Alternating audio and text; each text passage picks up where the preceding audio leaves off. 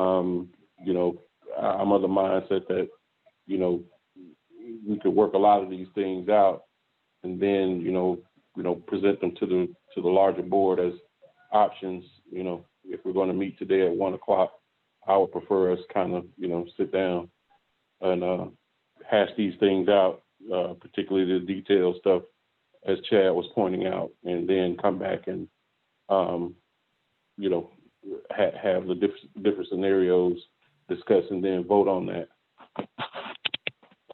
But other than that, that's all I have.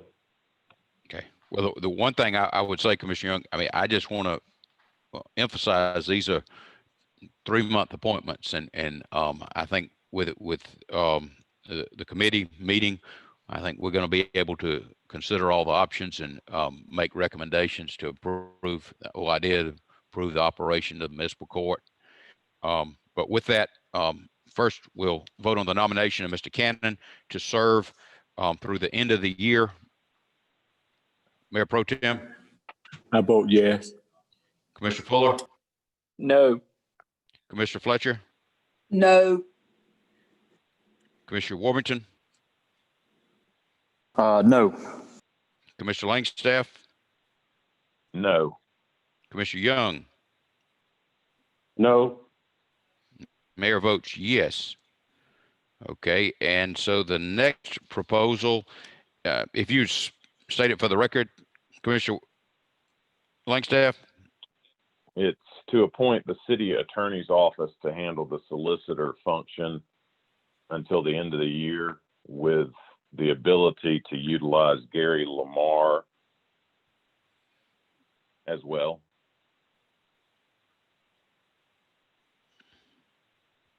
Either in the solicitor capacity or to assist with city attorney functions. Okay. All right. With that, we'll call the roll. Mayor Pro Tem. No. Commissioner Fuller. Yes. Commissioner Fletcher. Yes. Commissioner Warrington. Yes. Commissioner Langstaff. Yes. Commissioner Young. Yes. Mayor votes no.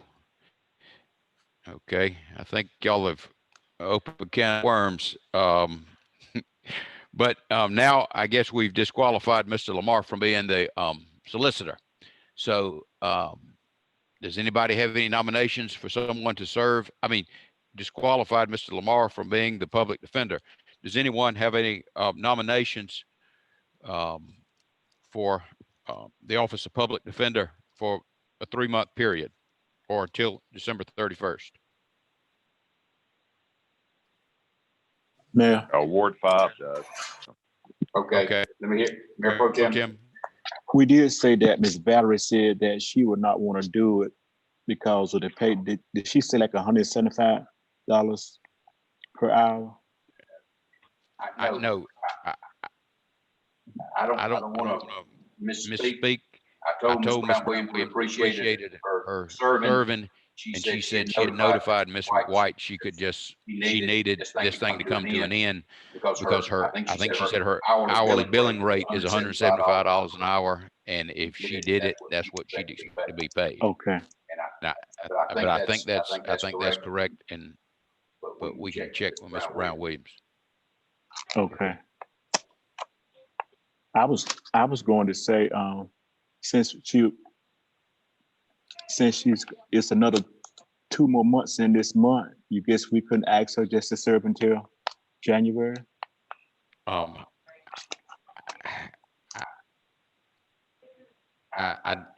don't want to speak for Ms. Brown Williams, but my conversation clearly led me to believe she was interested in concluding her service. Okay. ASAP.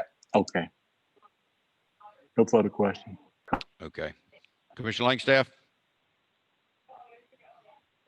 Well, I was going to nominate from the list of public defender nominees, Shante Hightower. But Nathan was also checking with another potential public defender, and I hadn't heard back from him on that. So I just wanted to see if that person was willing to do it from Nathan.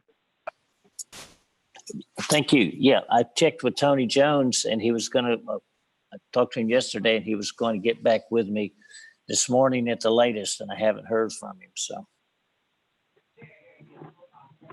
Well, then that would be someone that possibly could fill in when Ms. Hightower was unavailable. So that's another potential appointment we could make. But for the time being, that is my nominee is Shante Hightower. Okay. And have you talked to Ms. Hightower? I think the city manager said that all of these that were listed were still willing to do it. She sent out their applications. All right. Madam City Manager, you can correct me if I'm wrong. Yes, HR reached out to them, and everybody that you have on the email said they were still interested. Okay. And Ms. Hightower knows this is a 3-month appointment to the end of the year. That I would have to confirm. Okay. All right.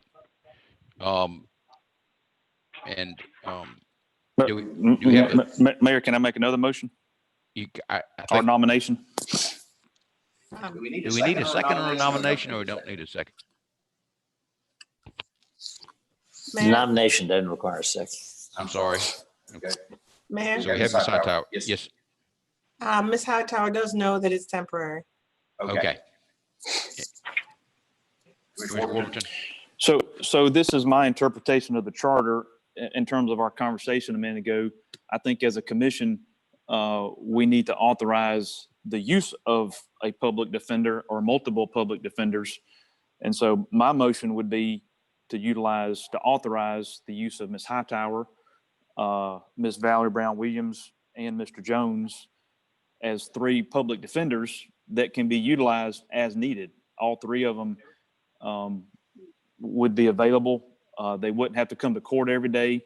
It would be between the solicitor and the judge to say, hey, we have 5 cases that have requested public defenders. There's also a process that defendants need to go through to be approved as an indigent. And so just because somebody on the spot says they want to, correct me if I'm wrong, Mr. Davis, just because somebody on the spot says, I want a public defender, they still have to go through some paperwork and work through the court administrator to get approved as a public defender. So for 3 months, since there's, and Ms. Hightower lives in Valdosta, we're not sure about Mr. Jones, and we're not sure about Ms. Brown Williams' rate. I just feel like all 3, I just want to appoint all 3 for the solicitor and the judge to use as needed, and that we are authorizing them to use those 3 through the month of December. So that's a long nomination, but that's my second nomination.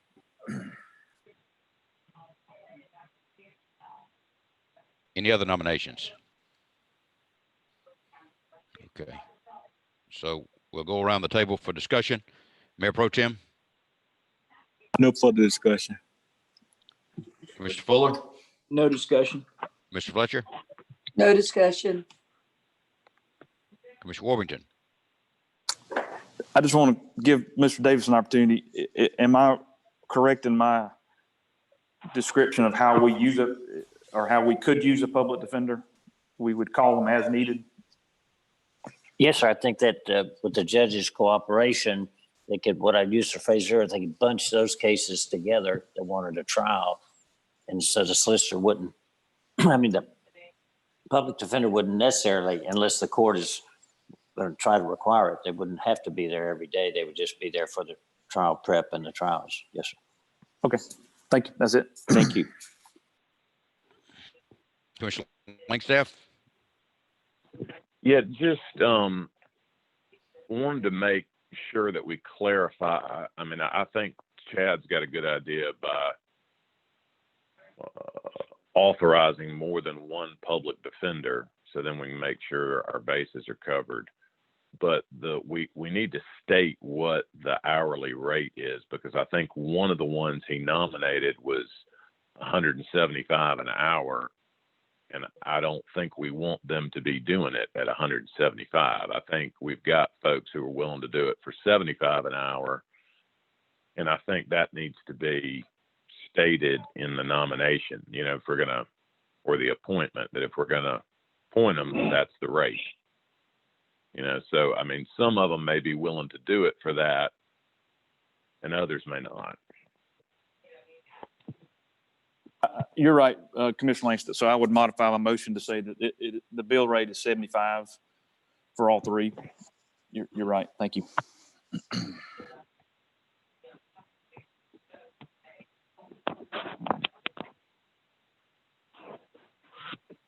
Anything else? Not from Ward 5. Okay, thank you. Commissioner Young? Can you hear me? Yes, sir. Can you hear me? Okay. Yes, sir. So, yeah, again, we kind of gotten, I think this process is very convoluted.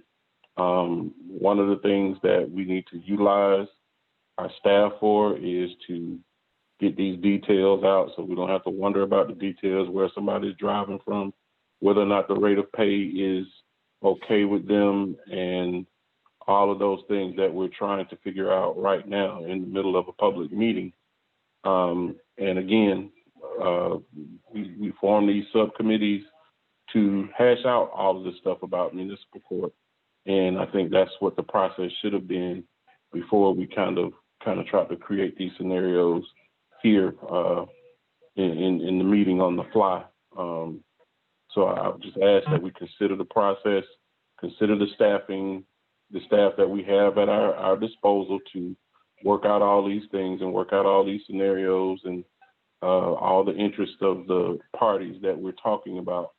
So we've gone from one person to possibly using 3 persons, and we're all trying to manage that between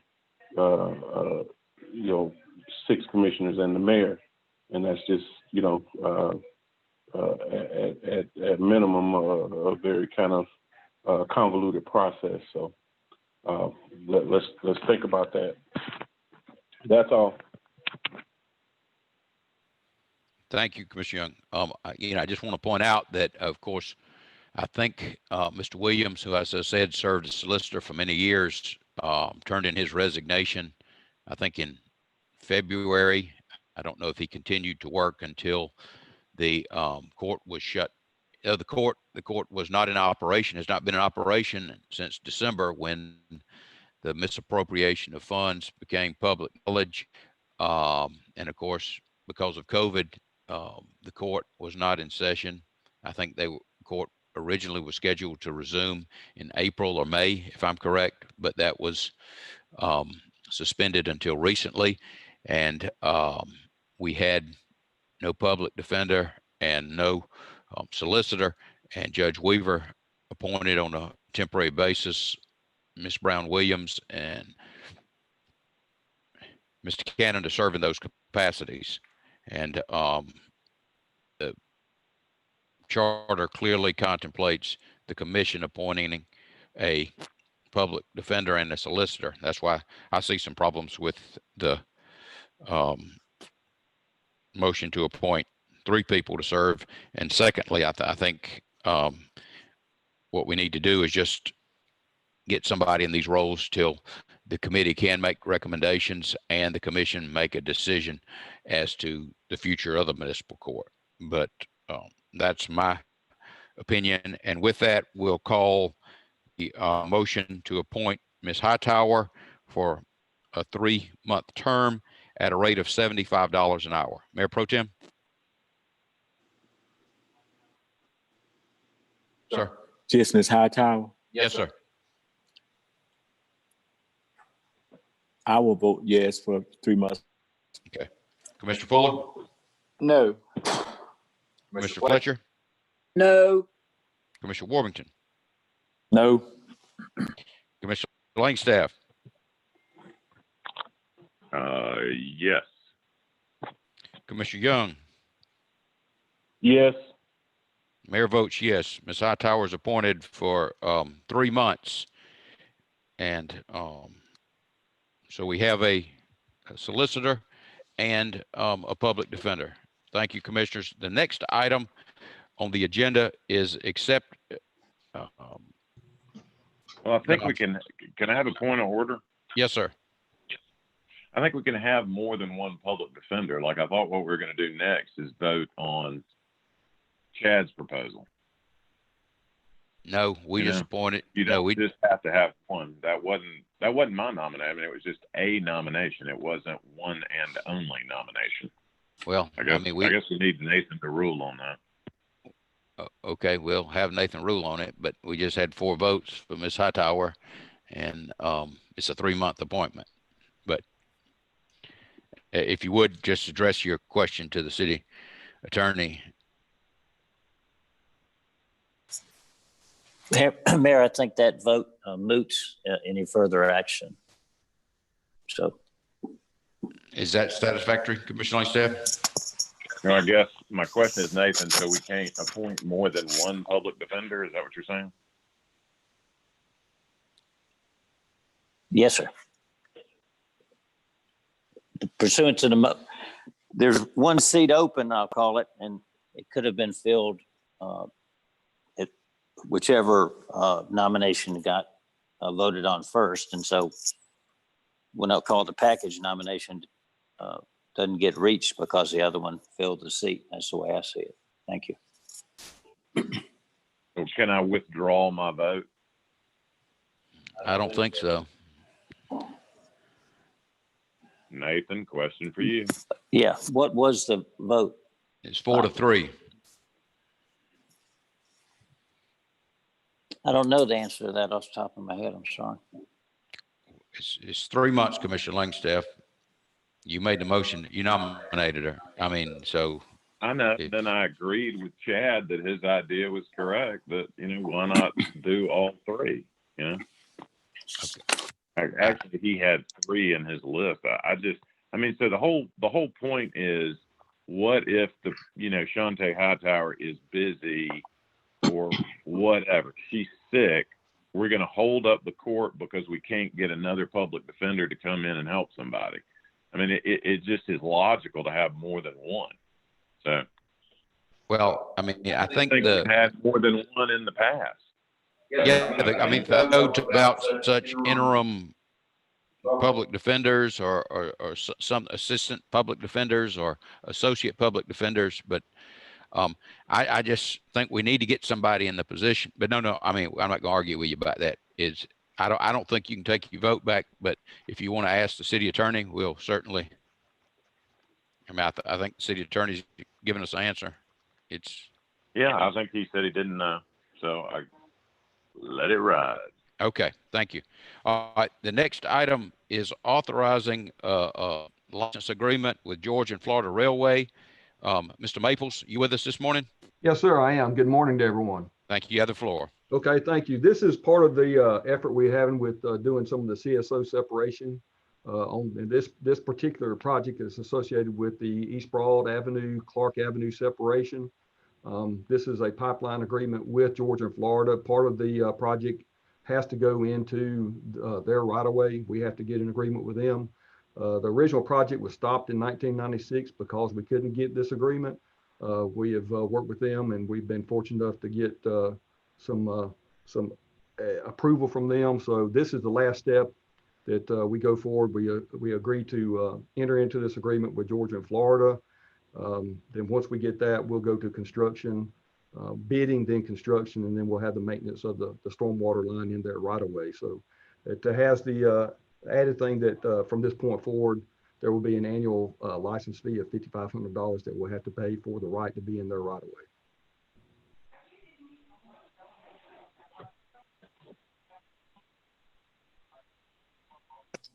Bruce, that just a one-time fee per year? It's on an annual basis? It's on an annual basis. Okay, that's it. Commissioner Fuller, No questions. Commissioner Fletcher, No questions. Commissioner Warrington. Yep, Mr. Maples, on the drawing that we have, it looks like this area is right where the road goes underneath the railroad. Is that the general area we're talking about right there, Yes, where sir. Broad Well, yes, goes sir. under? The main portion of the project is going to be east of that underpass. So it will go from there, it will go from the underpass basically about 1,320 feet to the east on East Broad Avenue. Okay. And so are we getting approval to use the right of way for anything, or is it specifically just for this, No, the sewer specifically line? for the storm drainage project. Okay. All right. That's it. Thanks. Commissioner Langstaff, No comments. Commissioner Young,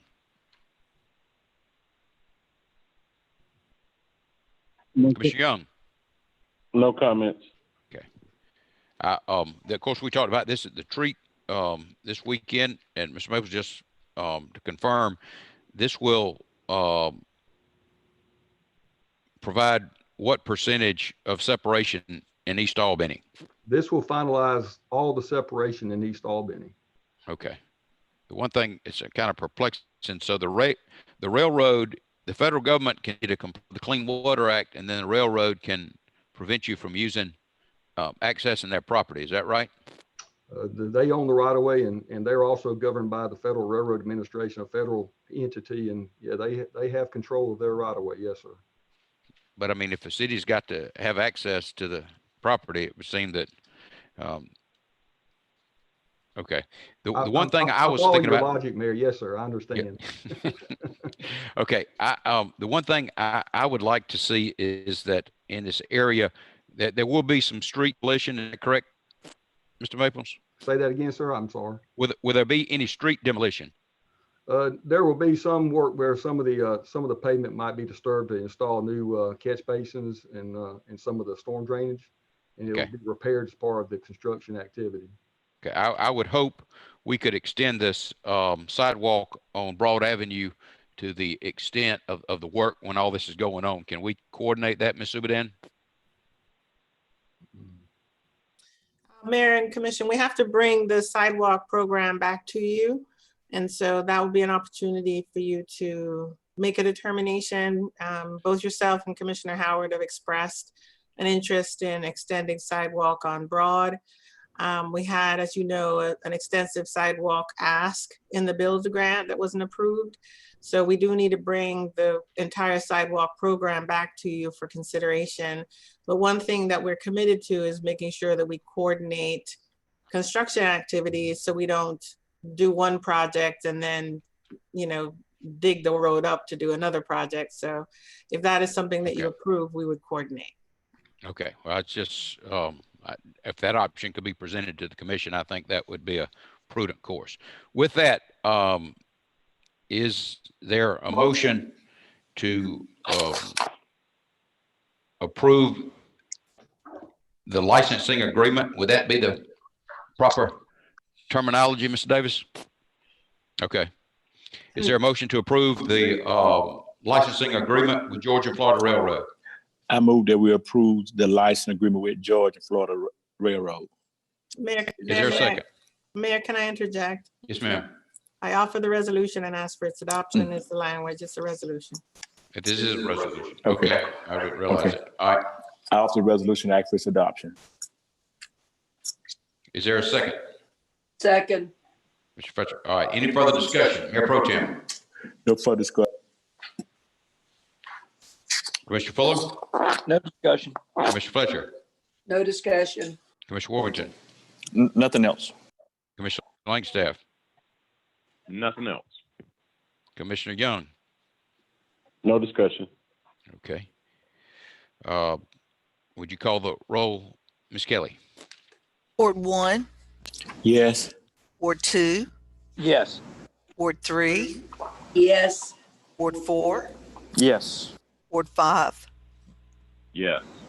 Ward 6, Yes. Mayor. Yes. Okay, and that concludes the special call meeting. With that, we adjourn.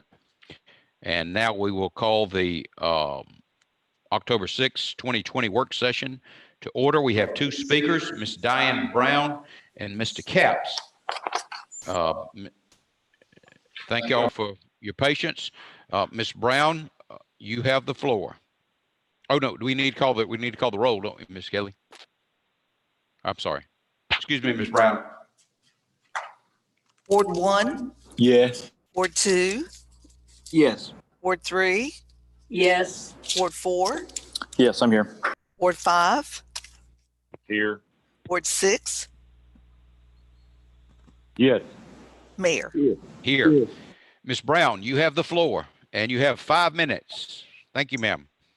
Good morning to all you all. My name is Diana. I'm with 95 of Georgia. I've been a utility to lower utility bills.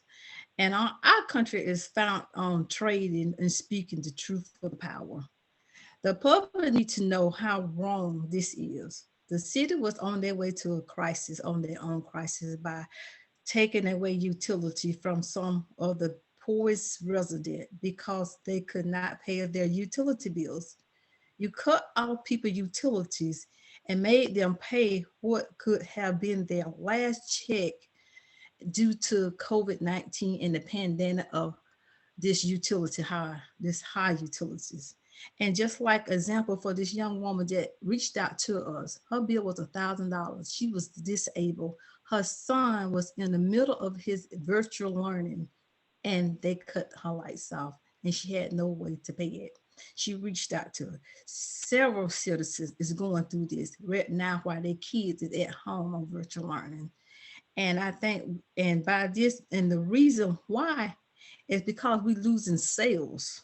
Our sales is down because due to the pandemic, it decreases down. So when we lose sales, you have to rework the budget. The budget might be down by 50, it decreases about 15%. This is where some of our SPLOT money come in for funding other things. And this within, and we have 80% of our general funds coming from the utilities. And this is why our utilities is so high. And just in your fiscal year budget this year, and it was passed in passed on the 23rd of 2020. Me add electric and me add national gas costs was down approximately 1.3 million, and it was down approximately 2.2 million and 18K respectable. The cost of the goods sold is down by 2.6 billion with me add electricity and national gas costs. It's approximately 1.3 million is down. And why, if these utilities, MEAG is our biggest company that we supply our utilities from. Why are our utilities constantly on the high rise? And it should, and our utility, it's never okay that this budget, it's never okay to budget our utilities we deserve better. And we deserve better in this community, and we can work across the board and deserve better. No one should be paying these high utilities. And no citizen come where now if I got to pay my bill or my child don't get an education, or I got the old lady that said I got to get my medicine, or I don't have no lights. This is going too far. And like Spooner came in a meeting, came across while we were protesting. He handed out the one of a $1,500 light bill. Who pays a $1,500 light bill in this time of a crisis, a pandemic crisis of utilities and a pandemic crisis of COVID-19? Who pays that? This is more than people mortgage here.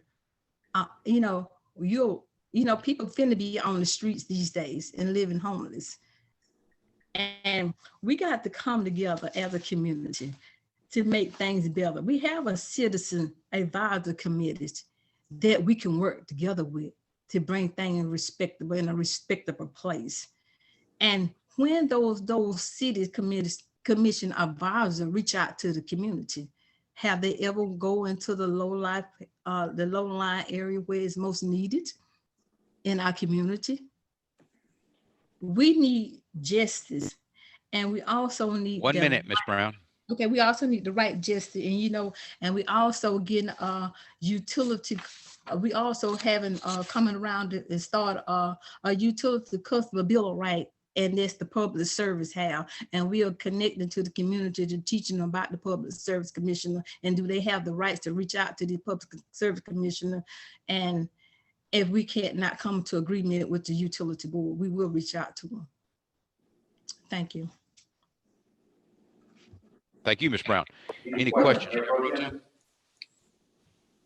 No question. Commissioner Fuller?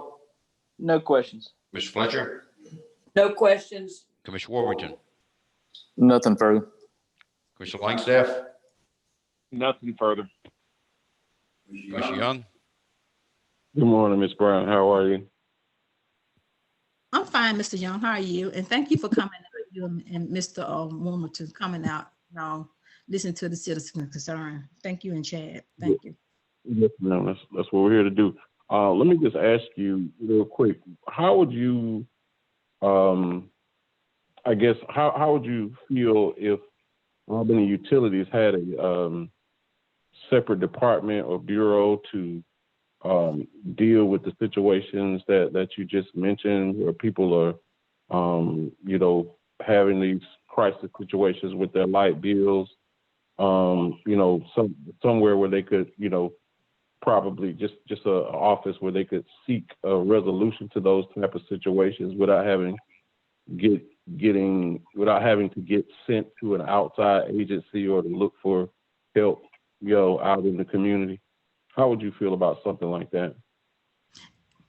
Commissioner Young, that would be great. So that would mean that you and I and our leadership can work across the board together and bring a better revolution to our community. And this is why we got this Citizen Advisor Committee board. We're supposed to work together, collaborate together. And first of all, customer service come first. And we, the people, need customer service skills better and communication skills better. And I think that would be a great going forward. And we can work with you on this plan. And we're willing to reach out to you, me and my colleagues. Thank you, Ms. Brown. No further questions, ma'am.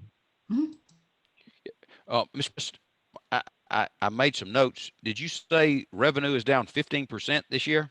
That's what y'all said in your budget. Okay. And did you say that 80% of the general fund comes from utilities? That was it in your general, but if you was looking in your general fund revenues, this is coming off your website. It's black and white, Mayor. Thank you. Okay, but I think that's incorrect, Ms. Brown, but we'll get you the information, okay? Okay? Okay, but I do have it. Yes, sir. All right. Well, we appreciate your comments, Ms. Brown. Next on the agenda is Mr. Bruce Capps. Mr. Capps, are you with us? Yes, sir, I am. Okay, Mr. Capps, good morning. You got 5 minutes. Good morning. Thank you very much. Good morning, commissioners, and thanks for this opportunity to speak with you. I'm speaking on an issue that certainly doesn't have the urgency of the issue of the previous speaker. However, I think it's germane to that conversation. I'm urging this commission to re-examine their policy on building demolitions and the associated blight conditions that prompt the demolitions to some extent. That's the only thing I really want to talk about, but the point, to get back to what the previous speaker was suggesting, is that we have to find alternatives to demolition, because in essence, we're taking money off the tax rolls, which puts the city in a position of robbing Peter to pay Paul. There is a slideshow, and I'd like to see if somebody can come up with that. If you go to the second slide, my starting point is to talk about the Carmike cinema, which I inadvertently suggested was to be demolished. That is not true. It has been declared blight, however. And I agree, for a lot of people, it is an eyesore. But there's 2 points to be made here. First, in January 24, 2020, the City Code Enforcement Division declared that building closed and safe for the public. Yet in September, it was declared unfit for commercial use. That raises a lot of questions. First of all, why was the Carmike chosen? It clearly not the most dilapidated building in the city. My personal opinion is that following certain comments made in the commission, made before the commission, code enforcement went after low-hanging fruit, decided to reinterpret the conditions of the building and declared, or at least put it before the court as a blighted building. If you will continue with the slides, and certainly I point out to you that I've enclosed, along with the slides, the copies of the code enforcement reports, continue again. And in fact, they make reference in the reports to these holes, which frankly are merely expansions of the rebar in the concrete. They also talk, surprisingly enough, about vagrants. And here's something very, very interesting. The code on blight talks about vacant buildings with drug activity associated with them. And I think they're trying in the code enforcement report, with all due respect to the enforcers, to revise history a little bit and get it in under the blight ordinance. And here is the bottom line. This is not a blighted building. It is a vacant building. The vacant building portion of the ordinance goes into quite a lot of detail about the various processes of declaring a building vacant. And let's be perfectly honest here, it's not illegal to have a vacant building. What is problematic, however, is that the city is not enforcing its own process. So it's literally impossible to declare a building vacant. So what I'm suggesting is that the city has chosen a path that skips over a very legitimate condition of these buildings. And they've instead pursued a policy of demolition, which, please continue the slides. One more slide, please. Results in problems like this. There's a building downtown at 301 North Washington. I am sure everyone agrees. Excuse me, Mr. Capps, 1 minute. That this is a building that's in tough shape, okay? Needs to be torn down. When buildings are torn down, please, next slide. This is what happens. Okay, to bring into conclusion here, I honestly urge that the commission re-examine the policy and appoint a much broader group of individuals within the city to determine what are the parameters of a demolition policy. What are we trying to do and what are we seeking as results? Last but not least, if you'll continue through the slides, please, we have 626 Roosevelt, which has enormous potential. However, under the current policy, it is going to be demolished. No one's considering alternatives. They really should.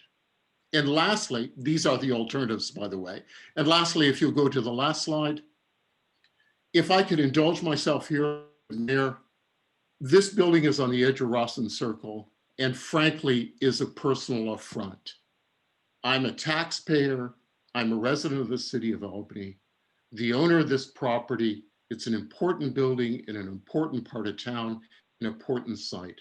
The owner of this property, who is not a resident of the city or county, who has made an enormous amount of money off the city, has let this property purposely fall apart, as they with other properties in the city, many of which do not pay taxes. Thank you, Mr. Capps. Any questions for Mr. Capps, Mayor Pro Tem? No question. Commissioner Fuller? No questions. Commissioner Fletcher? No questions. Commissioner Warby? Yep, Mr. Capps, you know, a blighted property means a lot of different things to different people. What would be your definition of a blighted property? A blighted property to me is a property that simply cannot be saved or has no other alternative use. One of the problems we have here, because we're directly to blighted as opposed to vacant, we are tying the condition of the building to its use. For example, if you had a house that's completely boarded up and secured, does it really make any difference what's going on inside the building? Similarly, the Carmike Theater, it's really unlikely that it's ever going to be replaced to a movie theater. If it's some other uses is found for it, it's not going to be as a theater, but that doesn't mean it doesn't have utility as something else. The building, the shell of the building is not in such decayed condition that A, it's unsafe, but more importantly, that it can't be renovated for another use. Hence the illustration with the building on Roosevelt. It's never going to return to a furniture store or a mattress, whatever it was, but it does have alternative uses. And that's where I draw the line. Now, having said that, the code does lay out some specific examples. Yeah, so I think we all have a line. Sound like you have a line. There's a line that you cross with any building. It's a line that you can't go back. It's like it's past the point of repair, past the point. And so where that line falls, I do appreciate, the conversation, and you and I, we've talked even outside of here a lot. But, when I think of blighted property, it's when it becomes a threat to the neighborhood, a threat to safety, threat to welfare, a threat to the public. And so just because a building is vacant, you're right, it's not blighted the minute it becomes vacant. But when does the line is drawn? Is it at the 2-year mark, 3-year mark?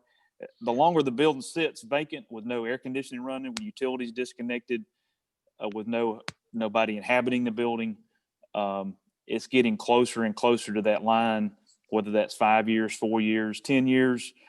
And so my direction at this moment on this commission is we have way too many properties that are way past anybody's line. And so we have to deal with those properties. And as our economy recovers, as our real estate recovers, then you start backing that line back to say, hey, there's more people who are willing to invest, more people who are willing to bring properties back. But the blighted definition, in my opinion, is one that poses a threat to society, to the public, to a neighborhood. And we have many properties that fit that definition. And it's not just vacant. I agree with you. Just because a building is vacant, I think the minute you put plywood on the windows, you're getting close to the line. I don't think just putting plywood on the window makes it blighted, but you can't have plywood on the windows very long, and you're getting closer and closer to that line. So I appreciate your comments, Mr. Capps, and it's always good to dialogue and to challenge each other's view on how we correct the problem that we're currently faced in the city. So if I could respond to that, if you don't mind. Yeah, sure. The city does have a section of the code that defines vacant buildings and how they are to be boarded up and so forth. It seems to me that a couple of problems. One is that the city's not enforcing that. It's not using that at all. For example, there's an inventory that needs to be taken. They have to register. They have to pay certain fees. They have a plan going forward and so forth. None of that, to the best of my knowledge, takes place within the city. And then second, you do talk about safety and so forth. And I guess therein is the problem, isn't it? That is, to some extent, a judgment call. And what I'm saying, the underlying theme here is that should the judgment call be left to code enforcement and the city attorney? And my suggestion is that no, it has to be based much more broader, more considerations brought into it. Needless to say, even the consideration for what is a building that's beyond repair.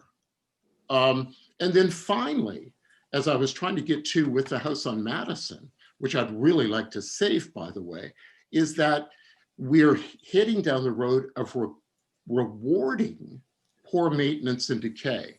The city tears these buildings down, they come off the tax roll, we still have to maintain the property, which is not insignificant. And furthermore, the city bears the cost of tearing down the buildings in perpetuity.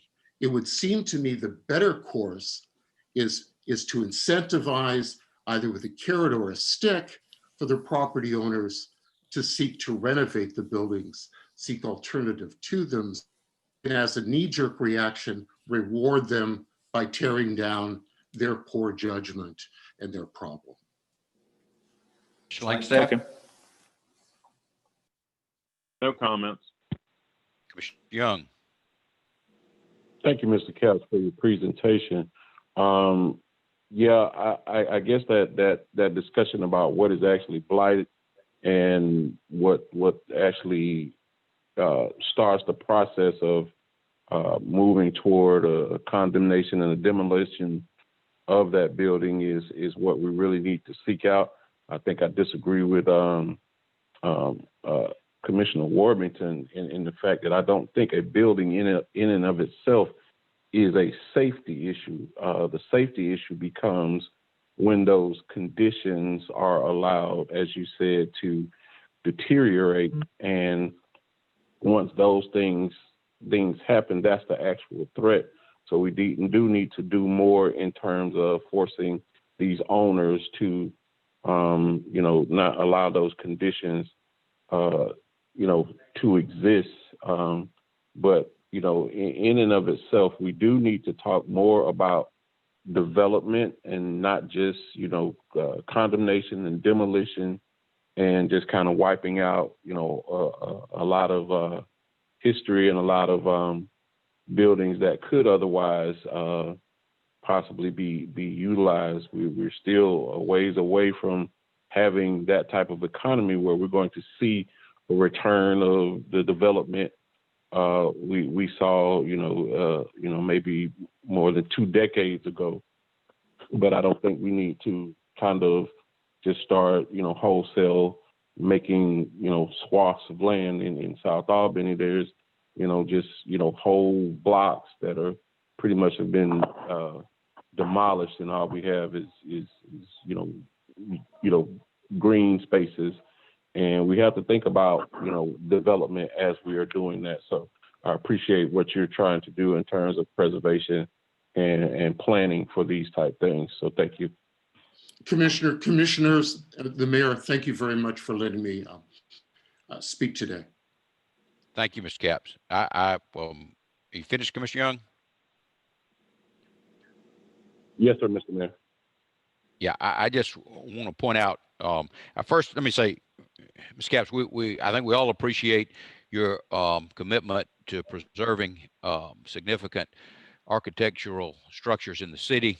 But as a practical matter, I see blight as when somebody has neglected his or her property to such a point, it impairs the enjoyment of adjacent properties or otherwise negatively impacts the neighborhood. And I think we need to be more aggressive, not less aggressive, in bringing down these properties. One comment is demolition brings property off the tax roll. I think you'll find more often than not, when you have these blighted properties, we're not getting property tax paid on them in the first place. And the idea is, if the property is cleaned, maybe it can have some of the use. Mr. Capps' presentation shows that frequently that does not happen. However, you have at least demolished a property which was negatively impacting the neighborhood. I do want to say the one thing that sticks with me is that house on Madison. If it's a significant home and we have an absentee owner, that the house is in the process of decay, and we need to be more proactive. And I think maybe some of that is a lack of staffing as opposed to indifference. But this commission has made a commitment to address blighted properties, and I hope we will be more aggressive in enforcing, because that's clearly one thing that to acknowledge that Mr. Capps has pointed out. If you can stop the process before a home is not inhabitable or the cost of repair exceeds building a new property. But thank you, Mr. Capps. Mr. Thank you Mayor. for your time. Yes, Commissioner Young. Mr. Mayor, I would also just point out to the public and Mr. Capps and those interested parties is that we also have another subcommittee we formulated during the retreat, which is a building assessment, which Commissioner Fuller, Commissioner Warrington, and myself will be heading up to, and I think that's a part of this conversation that we need to look at on that subcommittee in talking about building assessments is the whole process of condemnation, because as Mr. Capps pointed out in his email, we're not necessarily following a process or a best practice in terms of engaging the Historic Preservation Society or even other, or seeking development opportunities before we're just kind of trying to tear some things down. But so I would like to see a process being followed so we know we've covered all our bases before we get a demolition notice and say, oh, we're about to knock this building down, thumbs up, thumbs down. But we've exhausted all our options in terms of trying to, find a better way to do, possibly save a building and do some development than just kind of creating another blank space in the community. That's it, Mr. Mayor.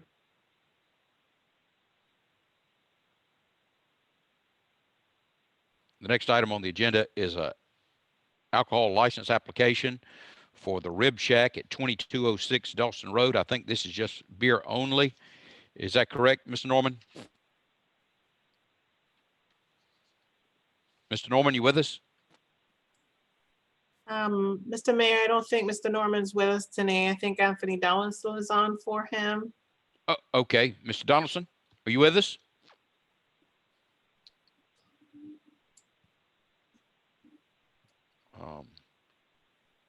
I see Mr. Donaldson. Okay. Mr. Donaldson, yes, sir. Yes, sir. Can you hear me? Yes, sir. Thank you. Good morning. This is a alcohol application by R.J. Albertson LLC, doing business as the Rib Shack, located at 2206 Dawson Road, Suite A. Has submitted an application requesting an alcohol license for consumption of beer only. Applicant James Matthew Whiting, 2301 Dominion Court, Apartment A, Albany, Georgia, 31721. Richard Adams Blanchard, 116 General Mudge Street, Albany, Georgia. The type of business is a restaurant. The planning department identified this location zone in C5 on an arterial street and in Ward 4. The distance requirement must be greater. The distance requirement must be greater than 300 yards from the school. Nearest school is Lake Park Elementary at 605 Meadowlark Drive. This location is in the Park Place Strip Mall and has never been issued an alcohol license. The business previous at this location was Our Corner Cafe in 2013 and Wildflower Cafe from 2013 to 2019. The police department has no open investigation at this location. The applicant placed an article in the Albany Herald 10 days before this meeting as a notification to the general public that this application will be considered for approval. The application meets the criteria for approval. Thank you. Thank you, Ms. Donaldson. Any questions, Mayor Pro Tem? Mr. Donaldson. Good morning. Sir. Good morning. What is the closest church? It is Providence Church, which is right next door. No, I'm sorry, Porterfield. Porterfield. Porterfield Church.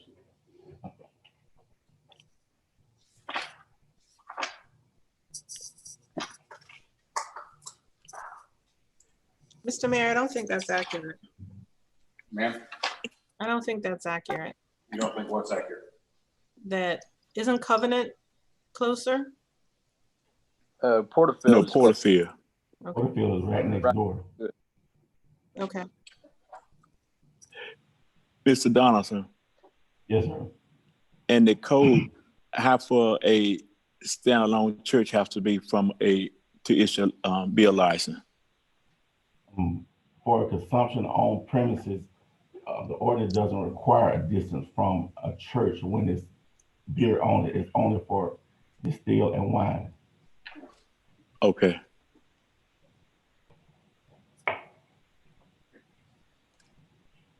That's it, Mr. Mayor. Commissioner Fuller? Okay, that was my question. So if it is just beer, there is no distance requirement for a church for on-site consumption? That's correct. Okay, that's all from me. Thank you. Commissioner Fletcher? No Commissioner questions. Commissioner Warburton? Yeah, no questions. Commissioner Langstaff? No questions. Commissioner Young?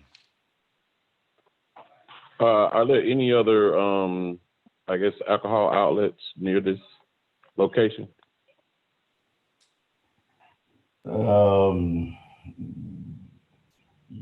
Yes, sir. We have the Rocket, which is down the street, and you have the next closer one is Harvest Moon, if I'm correct.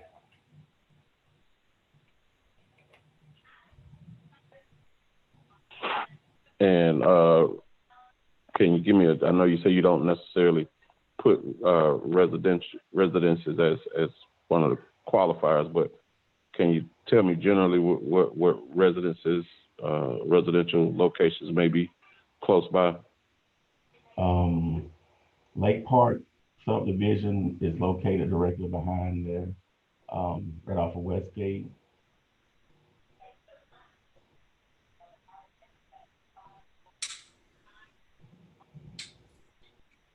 Okay, no further questions, Mr. Mayor. Thank you, Commissioner Young. The next item is an application for Albany Seafood House, LLC, doing business at Juicy Crab, 2524 Archwood Drive. Mr. Donaldson, can you give us the background on that? Albany Seafood House, LLC, has submitted an application requesting an alcohol license for on-premise consumption of liquor, beer, and wine. Applicant Hung Lin of 6055 Cabotage Road, Duluth, Georgia. The local agent is Zachariah Dunlap of 2906 Thrasher Avenue, Albany, Georgia. Type of business, a restaurant. The planning department identified this location zone in C2 on a collector street in Ward 5. The distance requirement must be 600 yards from the school and 300 yards from churches. 300, yes, yards from churches. The nearest school is Deerfield Windsor at 2500 Nottingham. The nearest church is Providence Church at 2504 Archwood Drive. This location has never been issued an alcohol license. The previous business at this location was the Golden Corral from 2013 to 2018. The police department has no open investigation at this location. The applicant placed an article in Albany Herald 10 days before this meeting as notification to the general public that this application will be considered for approval. The application meets the criteria for approval. Thank you. Mayor Pro Tem, any questions? No question. Commissioner Fuller? No questions. Commissioner Fletcher? No questions. Commissioner Warburton? Yeah, no questions. Commissioner Langstaff? No questions. Commissioner Young? No questions. The next item is a application for a transfer. Krishna Group LLC, doing business at Mini Mart, 2422 Stewart Avenue. Mr. Donaldson.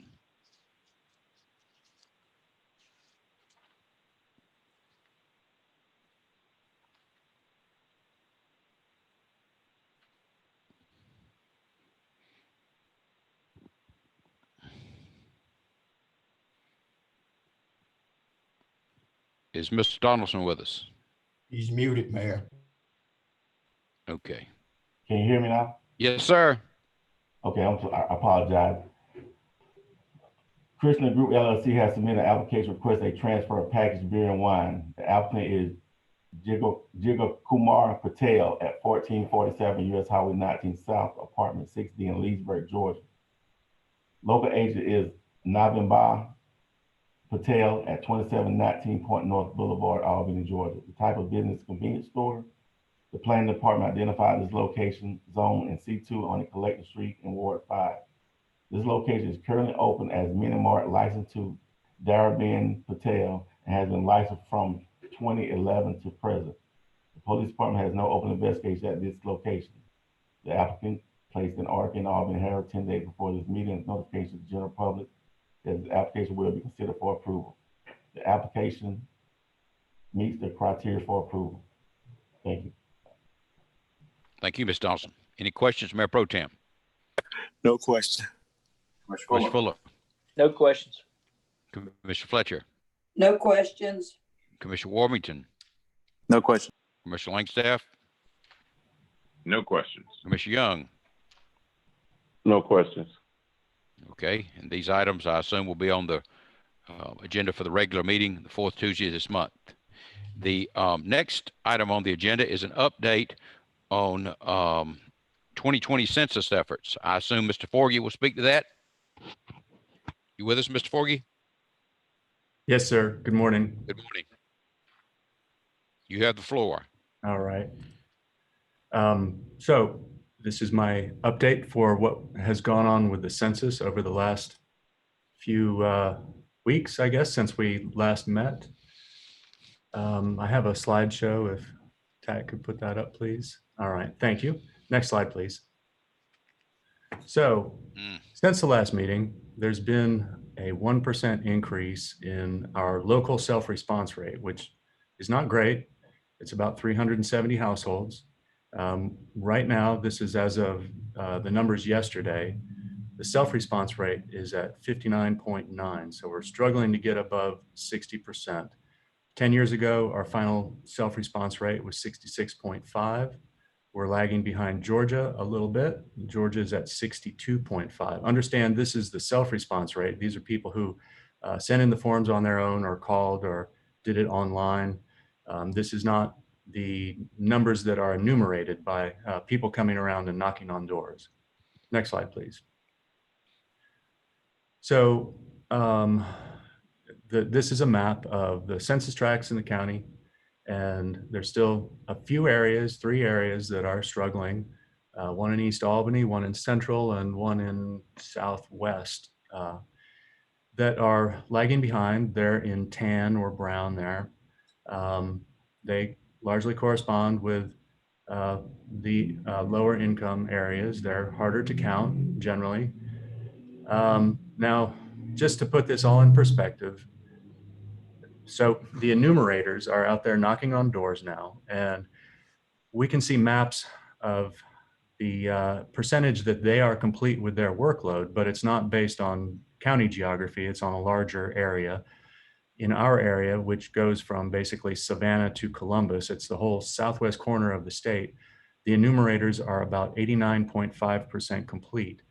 That sounds like a lot, but when you add that plus the self-response rate and look at how other states are doing, Georgia has a 98.4% completely counted rate, which, you know, it's getting close to 100, but we're in the bottom 5 nationally, and that's including Puerto Rico. We're in the very bottom 5 of states that have been counted, and the enumerated rate for Southwest Georgia is lower than the rest of the state as well. So the average for the state certainly is much lower in Southwest Georgia. And, you know, again, what does this mean for us? It's not good. It means that we could lose political representation, and it also means that we will lose money that comes back to us, tax money that we pay and goes off to Washington, comes back, and it's distributed largely based on census numbers. So if we have more people than are actually counted, we'll get less of that money back. And that's for things that everybody uses, things like roads and bridges, education, hospitals, libraries, important things to everybody's everyday life. So it's critical that we get counted. Next slide, please.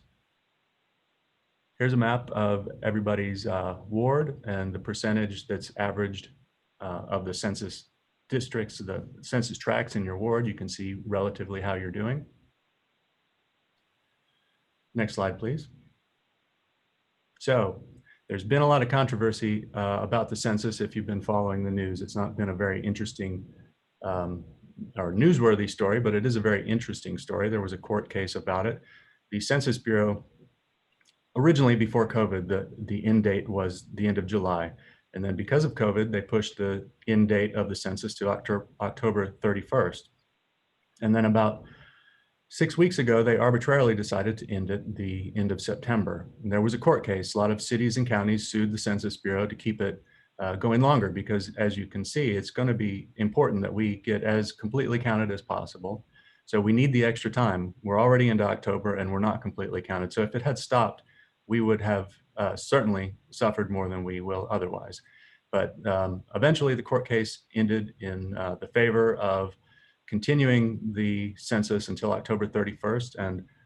And we will, as the Complete Count Committee, continue doing things in the community to get people to be counted. Next slide, please. We've done a number of things over the past, well, several months, but we continue to do media interviews, and we finished our radio and digital marketing, but that I think was pretty successful.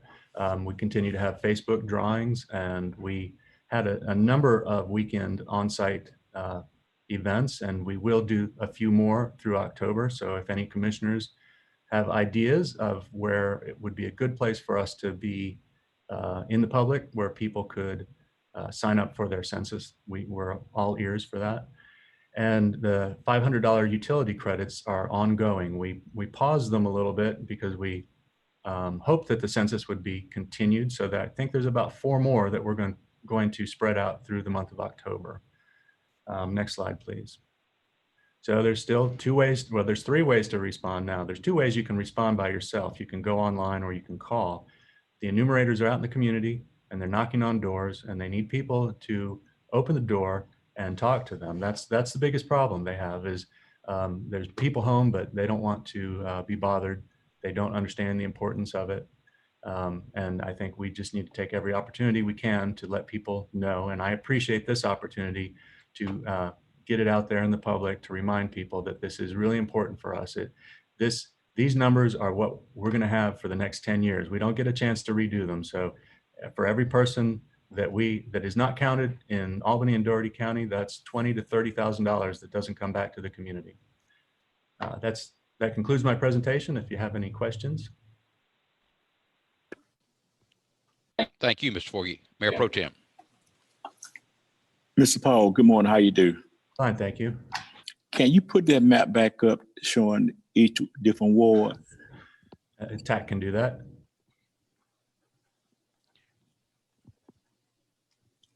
I believe. Okay. Can somebody in the control booth put that map back up of the ward map? That's it. There we go. And you mentioned that area, when you mentioned the area right in front of Roses, that's at Thorn Drive, does that encompass that Albany Housing Authority down there on Clark and East Broad? I believe it does. Okay. Yeah, well, one day this weekend, you and I get together and we can look at doing something probably end of this month, somewhere down there, and just do it on a as needed basis on a Saturday. Okay. Okay. Thanks. Sounds good. Mr. Fuller? No questions. Just thank you, Paul, for your work on this. You're welcome. Mr. Fletcher? No questions. I'll get with you later, Paul, on something in my area to try to get some of the numbers up. Thank you. Okay. Commissioner Warmington? Nothing. Commissioner Langstaff? No questions. Commissioner Young? Thanks for your hard work and your committee's work, Mr. Forgy. That's it, Mr. Mayor. Thank you for your presentation, Mr. Forgy, and thank you for what you've done and continue to do. And please express our appreciation to the Complete Count Committee. Certainly. Thank you. Next 4 items will be purchases of street sweepers, dump trucks, front end loaders, and a vac truck. And the first item is a recommendation for the purchase of a 2021 Kenworth Vector truck for the sewer division at an expenditure of $424,855. Ms. Fields. Yes, sir. Floor. Basically said it all. All of these, all of the next 4 items will be purchased off of Sourcewell contracts. This one is to be purchased from MHC Kenworth out of Baxley, Georgia. And it's to replace a unit that has exceeded its useful life. And utility board approved all this purchase. So this is the recommendation to make a purchase of $424,855 of a Kenworth Vector truck for the sewer division. Ms. Fields, would you explain to us what the Sourcewell contract is and how it works? It's a cooperative purchasing agreement where they offer very different, they advertise purchasing opportunities, and those people who submit bids to be able to be part of the contract are awarded contracts, and we are able to buy off of those contracts because they have been competitively bid. Mayor Pro Tem, any questions for Ms. Fields on this item? No question. Commissioner Fuller. Yes, ma'am. How many of these trucks do we currently have? I see we'll be putting one up for surplus disposal. We currently have 7. 7. Okay. And the one that we'll be putting out for disposal is, how old is that one? It's an 06, I believe. Yes, sir. Okay. So it's about 14 years old. Okay. That's all. Thank you. Yes, sir. Commissioner Fletcher. No questions. Commissioner Warrington. No questions. Commissioner Langstaff. No questions. Commissioner Young. Yes, sir. I was going to see if somebody, I guess, I don't know if, if somebody can speak to will this enable us to have more, increase our level of street sweeping with these purchases? On the street sweeping, when we get to that, if that is passed, that will give us a replacement of 3 sweepers, and that will increase our service level because of the amount of downtime and maintenance on the older machines. This will be able to keep the newer machines out on the route. That's all, Mr. Mayor. Thank you. And these items I think we'll take up at the monthly meeting, 4th Tuesday of the month. Next item is a recommendation to purchase 2 Peterbilt Model 520 front loaders for the solid waste division at a cost of $507,876.84. Is Mr. Rowe speaking to this or Ms. Fields? I pretty much said all I need to say about all of them. So if you have any specific questions about each piece of equipment, Mr. Rowe and Mr. Bednar could probably answer those better. But they're all from, like I said, they're all from Sourcewell contracts. So. Okay. Mr. Rowe, can you explain to us why we need 2 front end loaders? Yes, sir. We have 6 front loader garbage trucks in our fleet. These units have exceeded their life, and we average picking up 150 dumps per day with those 6 trucks. Any questions, Mayor Pro Tem? Ms. Yvette, Yes, sir. Looking on page 30 where it said that 1 year body warranty and 1 year hydraulic warranty. So they will only give us is that standard procedure in that business that they give you just like a 1 year warranty on the body warranty and 1 year hydraulic warranty? I believe it is, but Mr. Bednar can speak to that a little better. Okay. Yes, Commissioner, that is standard for a refuse type of vehicle. That is standard, yes. Okay. And what's the longevity of these front end loaders? Typically, they're about 5 to 8 years. It really depends on their use, but as you can see, these are 2011, so they've gotten way past their life cycle. So we're definitely wanting to replace those because it is costing us considerable amount. Last year alone, on one of these, we spent almost $55,000 in maintenance. So we definitely need to replace these. Thank you very much. Commissioner Fuller, No questions. Commissioner Fletcher, No questions. Commissioner Warrington, No questions. Commissioner Langstaff, No questions. Commissioner Young. No questions. Okay, the next item on the agenda is a recommendation to purchase 3 600 street sweepers at a cost of $893,964. Ms. Fields, are you speaking to this, or Mr. Bednar or Mr. Rowe? I'll pass it off to Mr. Bednar and Mr. Rowe. Okay. Commissioner, I'm here to address any questions. Okay. And can you explain why we need 3 street sweepers and what we're going to do with them? We have 8 sweepers in our fleet, and they sweep all of the curb and gutter streets is what we try to accomplish. Sweep all the curb and gutter streets and paved alleys once a month. Currently, these machines have exceeded their lifespan. They're high maintenance. They stay in the shop downtime. So for us to be able to get back on the current schedule of once a month, that's what we need, is to replace these machines so we can keep the equipment out, performing their duties. Okay. Mayor Pro Tem?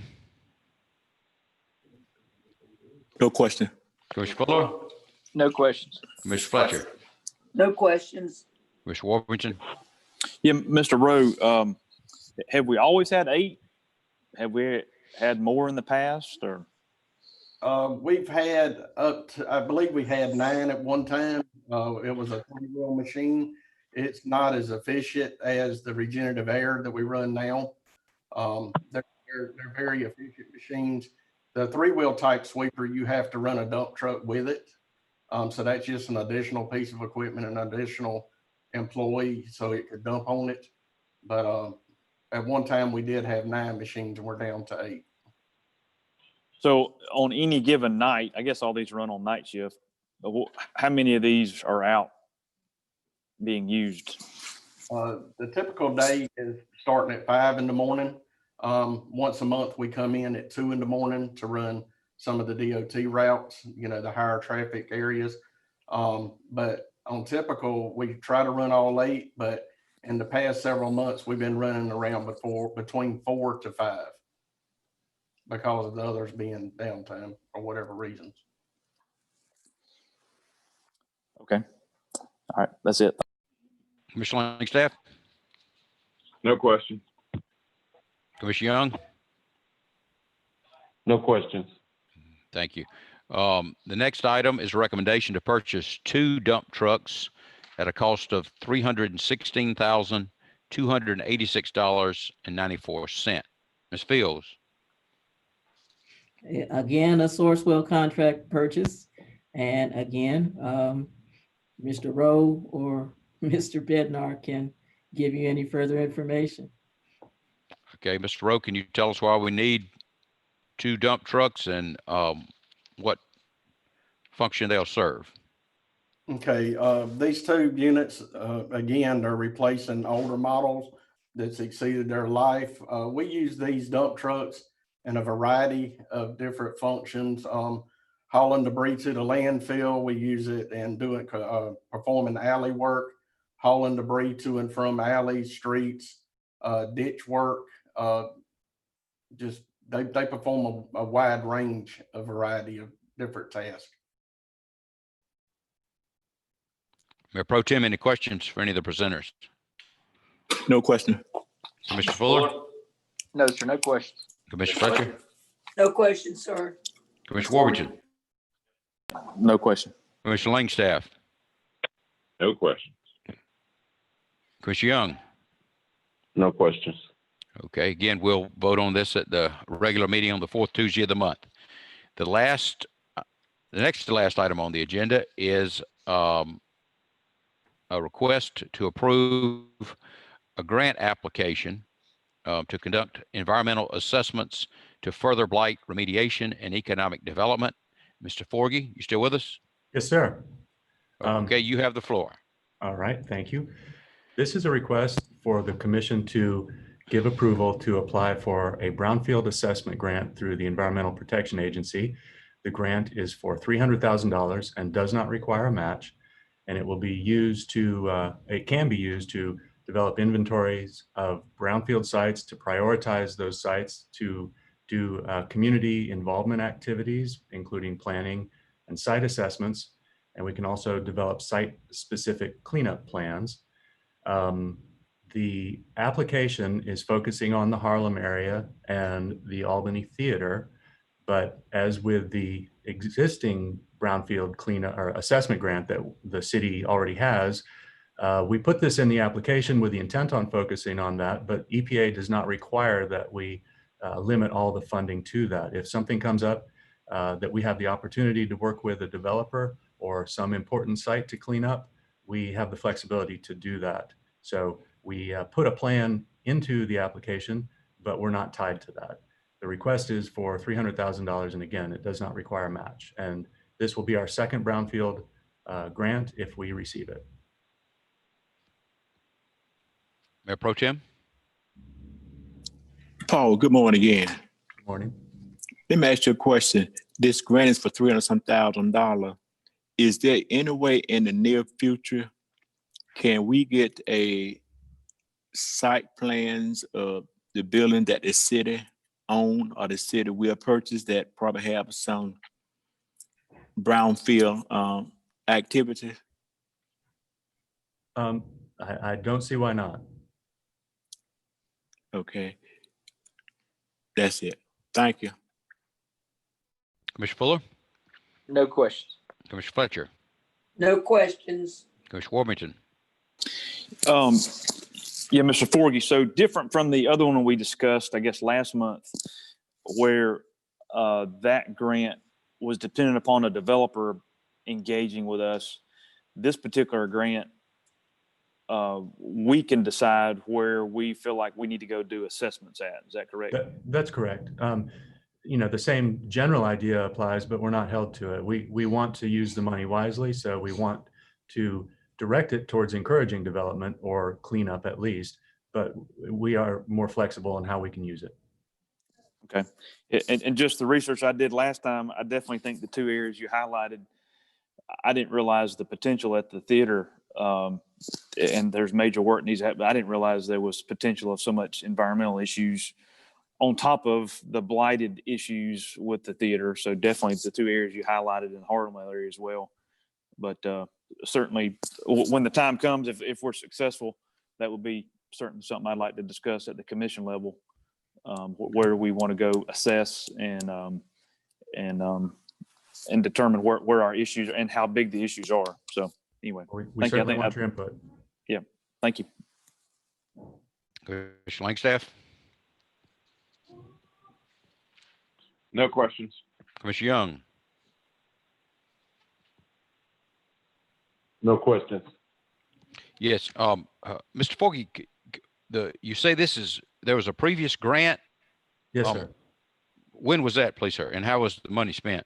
It was 2 years ago, and I don't have a complete accounting of it in front of me, but we It was the same thing, a $300,000 assessment grant.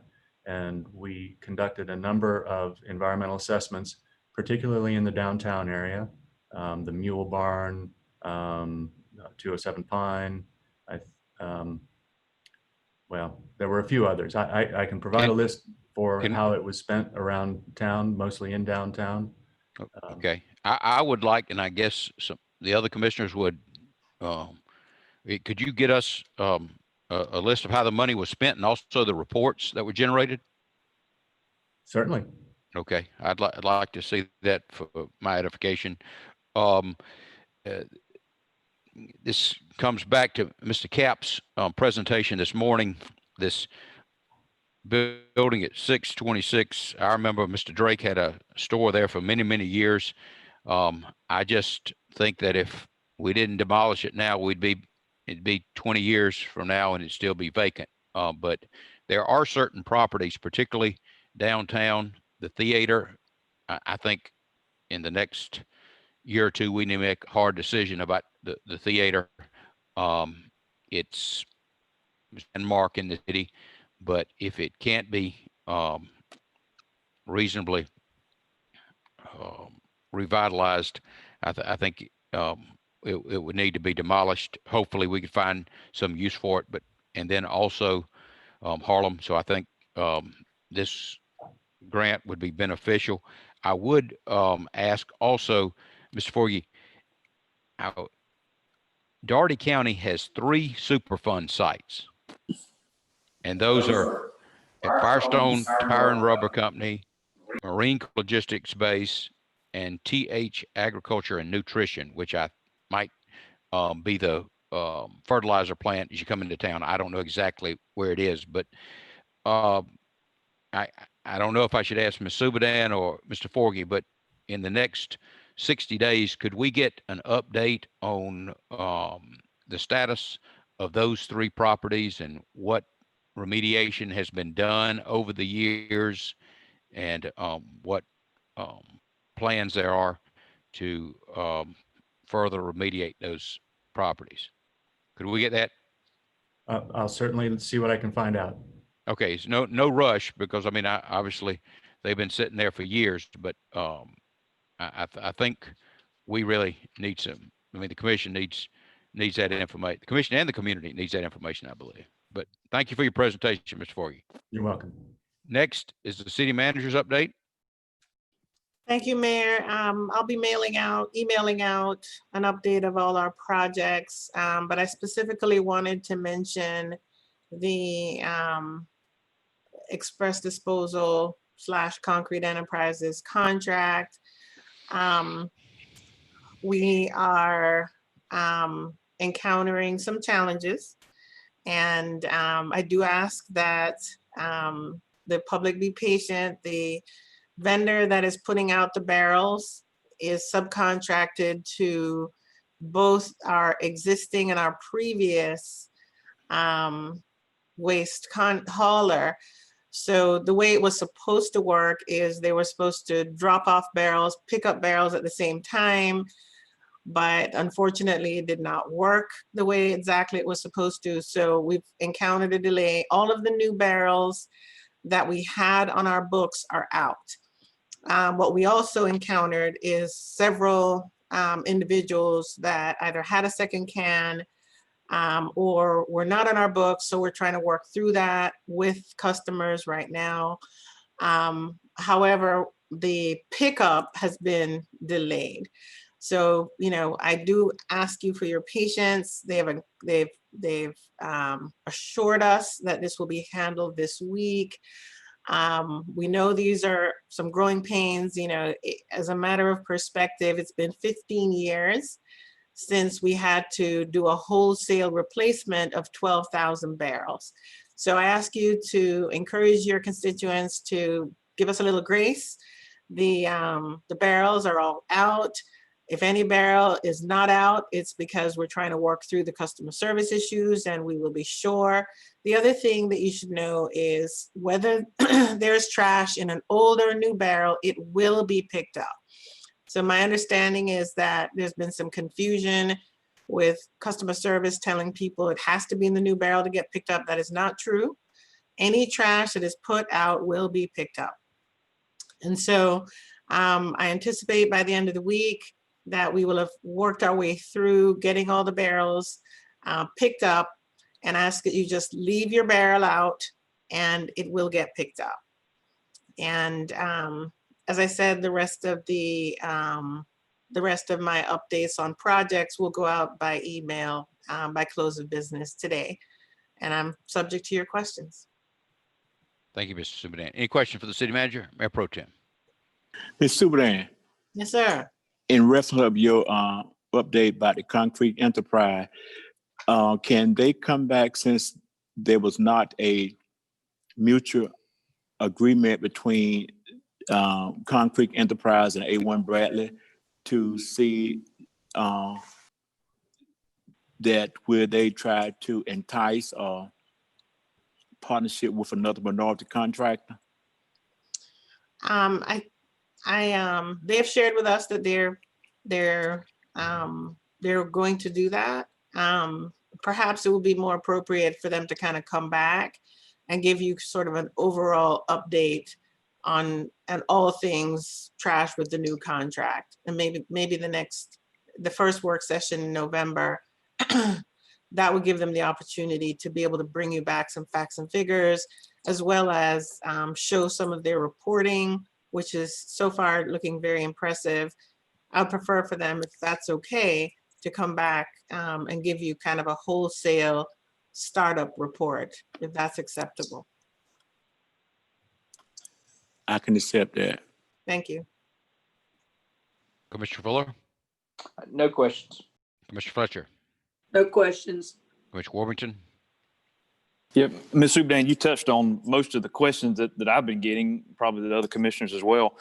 Only thing I would ask is, we're subject to the media, running, but as much as we can run stories, like there was a piece this morning on WLB, I thought it was very informative. I learned a lot just what they covered on WLB this morning. So as much as we can continue to put Facebook, social media, things that we can share in our groups, just to keep getting the message out. So maybe if your PIO group can engage the media and beg and plead and do a new angle tomorrow and a different angle Thursday, just to keep getting the message out. The other question is, what recourse do we have? I mean, are you confident that by Friday they're going to get out the subcontractor, or is that 50-50, or is that a 80-20? What do you feel? Because that's really where most of the comments that I'm getting from constituents is all these cans, and they don't know where, I know when you have the one extra can in front of your house, it seems like, it's just really a bother. It bothers me. I'm an OCD person, so every time I see it, it's very bothersome. And so we are holding our last payment to Transwaste, GFL, in case we have to go out and get these ourselves, or contract for somebody to get them ourselves, as well as there are several we have unfinished business with them. So we are withholding their last payment. Okay. And then one other question that I've gotten from folks is pickup days. The pickup days that were with the previous, are the pickup days remaining the same? Yes, sir. The pickup days and the routes have remained the same. Okay. All right. Thank you. Commissioner Langstaff? No questions. Commissioner Young? Yes. Madam City Manager, can you tell us how much of this, delay is possibly due to, maybe the subcontractor not being able to work with Concrete Enterprises? Because I know they were supposed to be kind of, lending their expertise since they were already on the job, and because those things are what we need to be in consideration of, when this contract comes up again in a year, and just, I guess the way how things went down left a bad taste, at least in my mouth, I know. And I don't, kind of understand how they're going to have, problems starting off. And, they made all these, pledges to, bring the subcontractor in who was already on the job, had the experience, and was ready to assist them in making this transition. Well, to be fair, there's been no reports of trash not getting picked up. The complaints that we're getting, okay. Well, those have not been the contracted pickup. We have not been getting any complaints on that. And if there are specifics, now we have the technology, we can look and see exactly what was missed, when it was missed. We have cameras, we have all the technology now to be able to investigate complaints. So to be fair, if my understanding is correct, the general gist of the complaints is the drop off and pickup of the barrels. Barrels not put in the alley, barrels, not picked up, people unsure about when they should put their barrel out, leave their barrel out. That's been the genesis of the complaints that I've been receiving, which is really not a function of the sub. It's a function of a third party, which only comes into effect when you have a change in vendor and new cans, which, as I said, we haven't had that in 15 years. So, I think it's, to be fair, the transition is, quite honestly, where we're having the challenge is with GFL, because they are contracted to pick up their barrels. And like everything we've had in the last 6 months with GFL, and A1 Brantley subcontracted with them, it has been very, very challenging, and I've written to you numerous times sharing our challenges with GFL, which started with the yard debris delays during the pandemic and the shelter in place, and quite honestly have continued. We are meeting with them weekly. We've written them letters. We've written them sanction letters. It's been very, very challenging. So, I'm trying to be objective, but I do believe this transition goes two ways. We need GFL to finish appropriately and Concrete Enterprises to start strong. Our problem right now is GFL, as they have been for the last 6 months, have been dragging their feet. And to answer your question, Commissioner Warbington, I would say we're probably 70-30 in terms of my confidence level that they will have it done, but we do have a backup plan.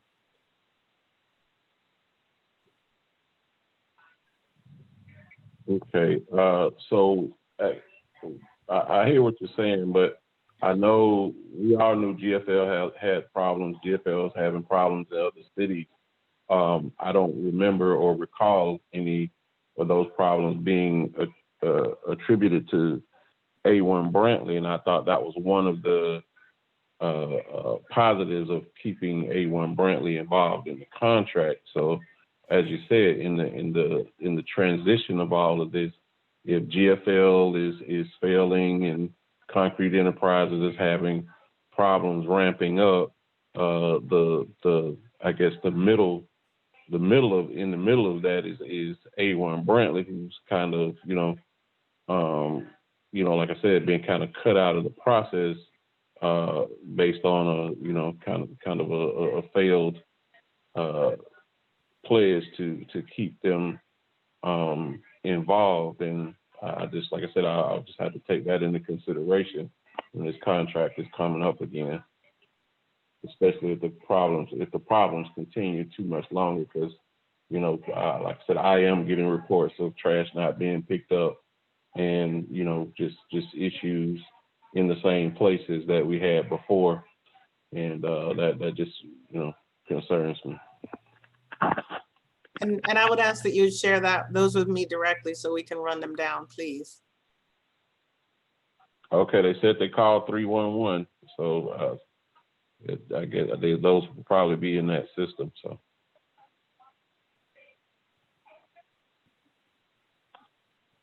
That's it, Mr. Mayor. Thank you. Items for the next agenda. Mayor Pro Tem.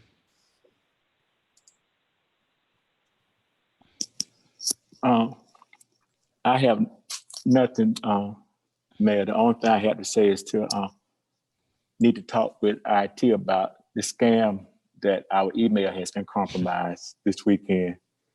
Some commissioners, which I don't know how they did it, but they was asking for some money on behalf of the mayor of the city of Albany, Georgia. It was a scam, but if you want to give me some money,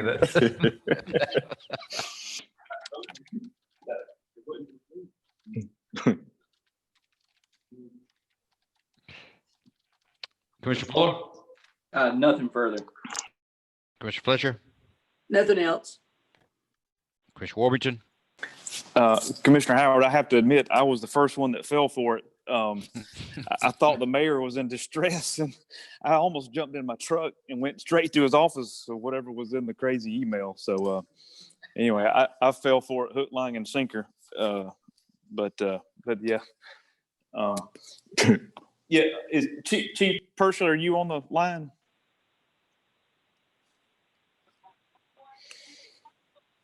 Yes, sir. Morning. Yeah. Good morning. Hey, I wanted to pepper you with some questions about animal control and the Humane Society. Certainly was disturbed to hear that the Humane Society is not taking in animals at the moment. What are we doing short term? Have we got agreements with Lee County, Worth County, or what are we doing with animals right now? For emergency if it's emergency, we can take it to some local veterinarians if the animal needs treatment. If it is an animal that definitely needs to be secured and we can't find the owner, then Lee County is the backup. Okay, so they've agreed to, and you got an agreement with them to help. Yes. What about our animals at the Humane Society? Are those staying put? Are they letting those go, or what? To my knowledge, when the Humane Society, they move those animals to other shelters. Ooh, wow. So I know we have two controversial animals. Are we confident those are secure? Those haven't been released back to the owner, the King and Chloe? I'll find out, sir. Okay, if you could, that would definitely disturb a good number of citizens if they knew those dogs were being moved around or possibly not secure, if you could. The other thing that has surfaced, I've been contacted by multiple people about the financial situation of the Humane Society. Part of our negotiations with our contract is we had asked for their financials. Have you had any movement or any response as to their financials that we had asked for? The last discussion I had with Mr. Dent is that he would send that information to the city attorney's office. And I'm not sure if he has sent it or not. Mr. Davis can answer that question. Okay, if y'all can just follow up, I assume Mr. Davis would have sent it as well as yourself, but certainly I'm concerned. Mr. Dent was supposed to send it directly to Mr. Davis. Oh, okay. Mr. Davis, you've been contacted by Mr. Dent on the Humane Society financials? Yes, sir. I thought I had sent that information out. If I haven't, I'll send it as soon as this meeting's over. Oh, okay. Thank you. Good, thank you. And they've given no indication when they're going to open back up? Have they given a date or when they expect to be back in service? No, sir, not at this time. Wow. Okay. All right. Thank you. Yes, sir. That's it, Mayor. Commissioner Langstaff?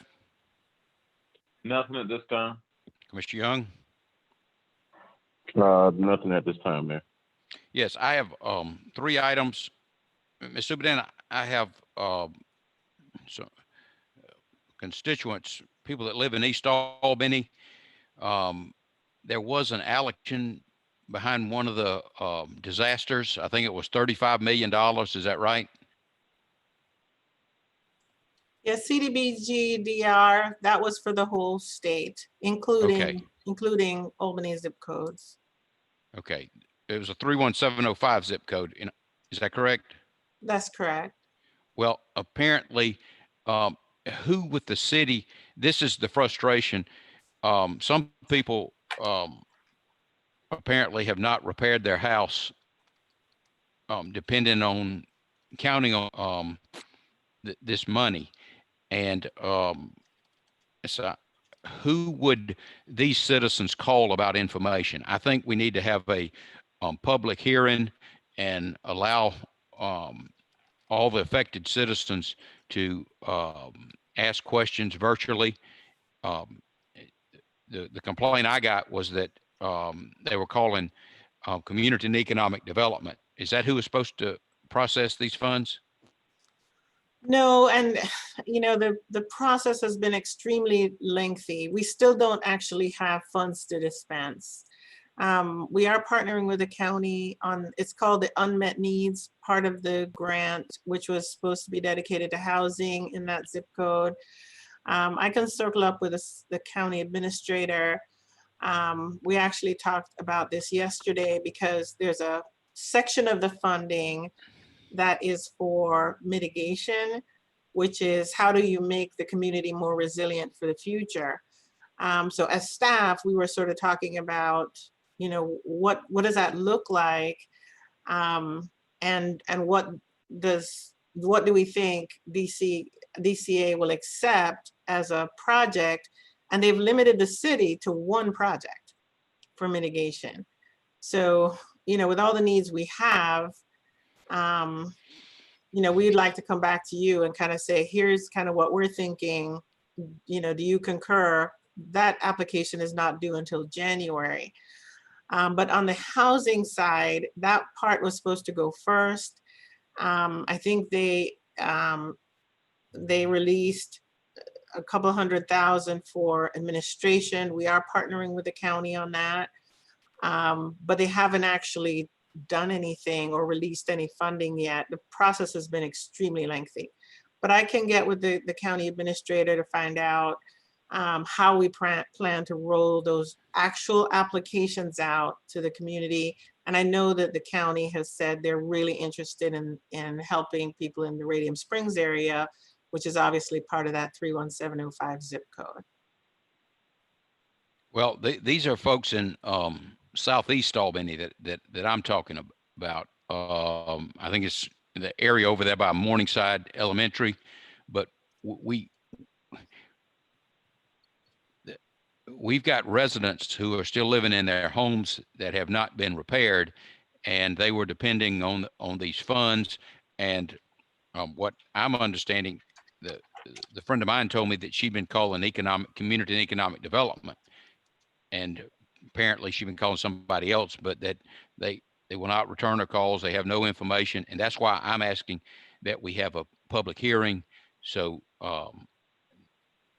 we can ensure that citizens understand that the city and the county are not responsible for the delays, and also provide some instruction as to where we go from here.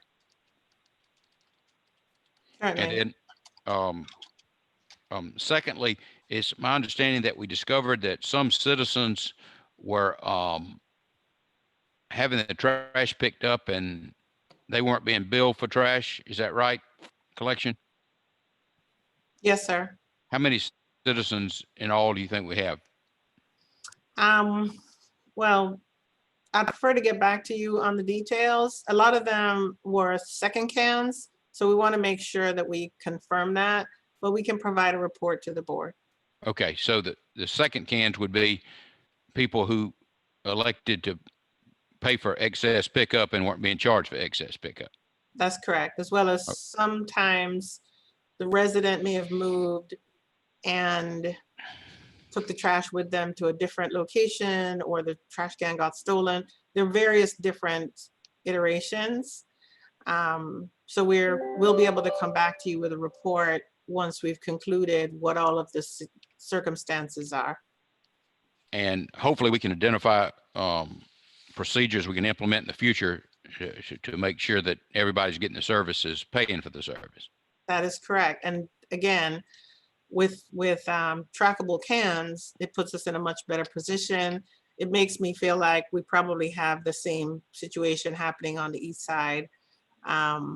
And we need to run some audit numbers ourselves to make sure that when individuals have electric and gas or water turned on, that if they delay their trash service, we have a mechanism to go back later and make sure that their trash service is turned on. Okay, and the last thing, I would just like staff, when we talk about sidewalks downtown, to look at clay brick pavers. I was reading something, and that actually water can filter into the ground, and that, you know, there's some environmental benefits, but also, especially when you have heavy rainfall events, that there's some advantages. I know it costs more money, but I would like staff to look at that, particularly in conjunction with the plans for downtown. And you may recall that we have a planning, a large grant that we were awarded the planning for downtown. So I'll remind Lucretia about that. I'm all about pavers. We've never really been able to afford it, but if that's something we can incorporate into our downtown transportation improvement grant, I think that would be a real benefit and an enhancement, especially in our downtown area. Okay, that's all I have. And with that, I'm sorry, Mr. Carter. Yes, sir. I'd like to actually state for the record that our email system has not been compromised. And we'd like to make sure that anybody that has a problem with spam email know that they can call 229-302-1100. And we have a staff of people there can help through that process. But just for the record, our email systems have not been compromised. So that means nobody will be sending me any gift cards. Okay. But there being no further business, we will stand adjourned.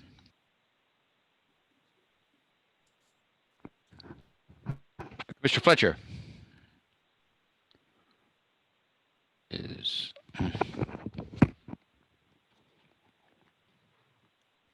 John, get BJ on the phone and talk about.